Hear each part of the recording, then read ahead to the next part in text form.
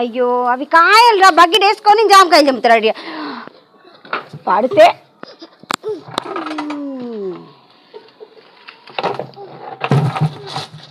పళ్ళు లేవు, అవి కాయలు వద్దు వద్దు, కాయలు లేవు, కాయలు బేటా, కాయ వద్దు. పెద్ద అయిన తర్వాత పండు మక్కినాక తింటారు. కూర్చొని ఆడుకో పిల్ల, అక్కడ కూర్చొని ఆడుకోండి అక్కడ.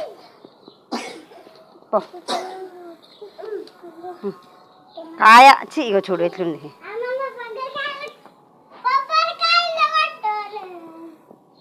అది కొబ్బరికాయనాయ్.